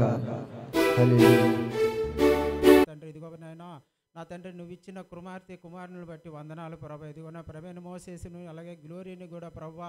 ఇదిగో నేను ఆరాధన చేయుటకి ఎంతో చక్కనైన జ్ఞానాన్ని ఇచ్చినందుకు నీకు వందనాలు ప్రభా. ఇదిగోనైనా మా దైవజనులు లేబిన లోటు మాకు తీర్చే విధానంగా ఆ బిడ్డను వాడుకున్నందుకు నీకు వందనాలు ప్రభువా. అలాగే దేవా ఇదిగోనైనా ప్రవీణ్ మోసేసి ప్రభా నా తండ్రి ఎంత పెద్ద డాక్టర్ చదివినప్పటికీ కూడా ప్రభా నా తండ్రి నీలో నా విశ్వాసం కలిగి ప్రభా నీ యొక్క సేవ చేస్తూ నీ పరిచర్య చేస్తూ ప్రభా నిన్ను ఎల్లప్పుడూ ధ్యానించే భాగ్యం కలగజేసినందుకు నీకే వందనాలు ప్రభా. నీ కృప బిడ్డపై లేకపోతే ప్రభా ఇది అంత చక్కనైన వాక్యం చెప్పలేడు ప్రభా. నీ కృప బిడ్డపై ఉన్నదని మేము నమ్ముచున్నాం ప్రభా. ఇంకా బిడ్డను ప్రభా బహుగా దీవించండి, ఆశీర్వదించమని ప్రార్థిస్తున్నాను ప్రభా. పరిశుద్ధాత్ముడా ఇదిగో మా అయ్యగారు అమ్మగారు ప్రభా అక్కడ ఆరాధన ముగించుకొని చక్కగా మళ్ళీ మా మధ్యకి తీసుకొని వస్తావని నమ్ముచున్నాం ప్రభా. అలాగే దేవా ఈ సమయంలో ప్రభా ఈ చివరి సమయంలో ప్రభా నా తండ్రి ఇదిగో కానుకలు ఇచ్చిన వారు ప్రతి ఒక్కరిని మీరు జ్ఞాపకం చేసుకోమని ప్రార్థిస్తున్నాను ప్రభా. పరిశుద్ధాత్ముడా ఇచ్చిన ఒక హస్తాలను మీరు దీవించండి, ఆశీర్వదించండి ప్రభు. అలాగే నా తండ్రి ఇదిగోనైనా నువ్వు చేసిన మేళ్ళు నువ్వు చేసిన అద్భుత కార్యాలు ప్రభావాలు జ్ఞాపకం ఉంచుకొని ప్రభా. ఇదిగోనైనా వాళ్ళు అనుదినము తండ్రి వ్యాపారాల్లోన కూలి పనుల్లోన ఉద్యోగాల్లోనూ చేస్తున్నావు ప్రతి ఒక్క విషయంలోన ప్రభా నీ ఒక దశంభాగం తీసి పక్కన పెట్టి ప్రభా ఈ వారంలోన ప్రభా నీ సన్నిధి తీసుకొచ్చారు ప్రభా.